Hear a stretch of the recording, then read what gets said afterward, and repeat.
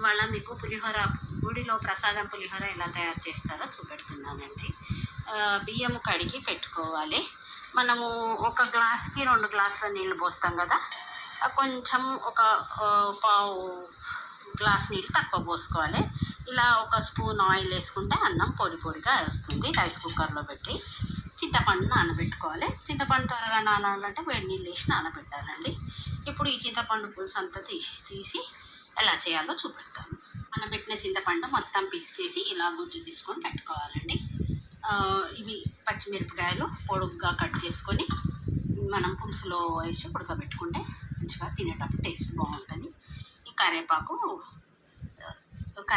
అండి. ఇక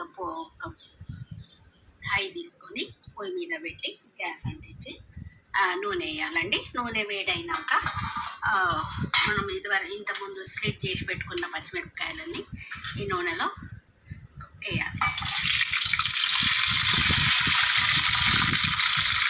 వేసి కొంచెం ఫ్రై అయినాక టైంలో చింతపండు వస్తాయి. ఇలా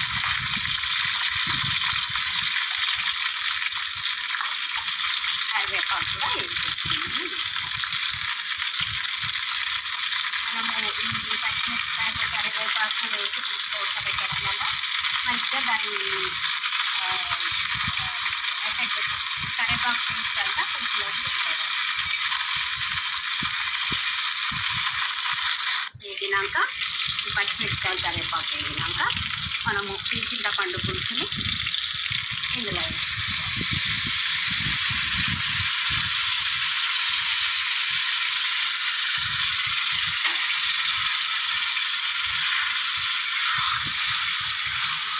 మనం చిక్కగా తీసి పెట్టుకున్నాం చింతపండు పులుసు. ఇప్పుడు ఈ చింతపండు పులుసులో కొంచెం ఉప్పు, దీనికి సరిపడా ఉప్పు, పసుపు వేసి బాగా మసాలా పెట్టాలండి. బాగా మసాలి దగ్గరకు వచ్చినాక స్టవ్ ఆపేసి చింతపండు పులుసులో పసుపు వేసి ఒక బెల్లం ముక్క వేయాలి. ఇది సీక్రెట్ ఇంగ్రీడియంట్. దీనివల్ల పులుసులో ఉన్న కన్నరు పోయి మంచి టేస్ట్ వస్తుంది. మన టెంపుల్ స్టైల్ పులిహోర టేస్ట్ వస్తుందండి. ఉప్పు సరిపడా ఉప్పు వేయాలి. ఉప్పు వేసి బాగా కలుపుకొని దీన్ని మళ్ళీ మసలనియాలండి. ఇలా పులుసు మసులుతున్నప్పుడు వేయాల్సిన ఇంగ్రీడియంట్స్ అంటే ఇది మెంతి పిండి, నువ్వుల పొడి, జీరా పౌడర్, మిరియాల పొడి, ఆవపిండి. మెల్లగా ఒక్కొక్కటి అందులో కలిపి మనము పులుసులో మెల్లగా వేసి కలిపి పెట్టుకుంటే మంచిగా మాగుతుంది. తర్వాత మనం పోపు చేసుకోవచ్చు. ఆవపిండి, మెంతిపిండి, నువ్వుల పొడి, జీరా పౌడర్, మిరియాల పొడి. కుక్కర్లో అన్నం రెడీ అయిపోయింది. ఆ చింతపండు పులుసు కూడా మసిలే రెడీ అయిపోయిందండి. ఇక మనం పోపు చేసుకోవడానికి ఒక కడాయి పొయ్యి మీద పెట్టేసి గ్యాస్ అంటించి నూనె పోసుకొని మనము కావాల్సిన ఇంగ్రీడియంట్స్ పల్లీలు, శనగపప్పు, మినప్పప్పు, జీలకర్ర, ఆవాలు, పసుపు, ఎండుమిర్చి, ఇంగువ, ఆయిల్ బాగా హీట్ అయినాక మనము ఈ వేరుశనగ గుళ్ళని ఆయిల్లో వేద్దాము. ఇలా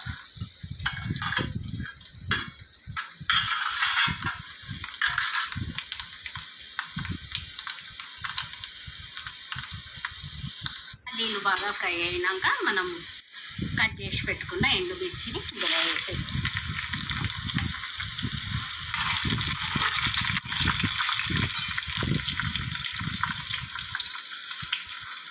జీలకర్ర, ఆవాలు కూడా వేద్దాం. ఇంకా పోపులో ఎండుమిర్చి ఫ్రై అయిపోయింది. జీలకర్ర అండి, జీలకర్ర, ఆవాలు,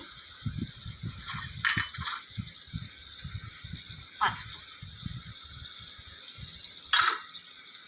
బాగా స్లో ఫ్లేమ్ మీద మంచిగా వేసుకోవాలండి. ఇవి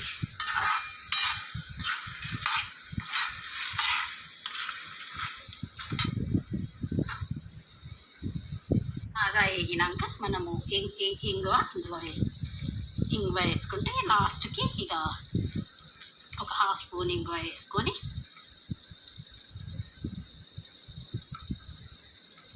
ఇక మనము స్టవ్ ఆపేసి ఈ పులుసు అందులో పోపులో కలిపి అన్నం తీసి చల్లగా పెట్టినాక ఈ పోపులో పులుసు తీసి అన్నం కలుపుకోవాలి. ఇలా పులుసు పోపులో వేసుకోవాలని వేసుకొని మంచిగా కలుపుకొని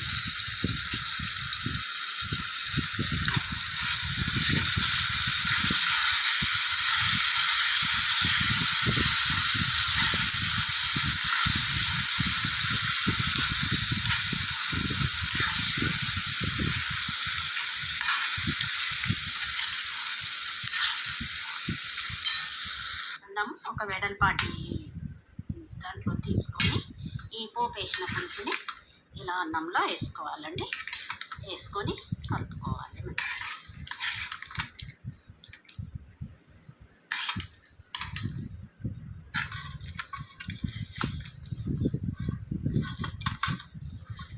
మంచిగా గంటతో కలుపుకోవాలి, మెల్లగా కలుపుకోవాలి. ఇలా అంతా మంచిగా కలుపుకొని అమ్మవారి దగ్గర నైవేద్యం పెట్టి మనము తింటే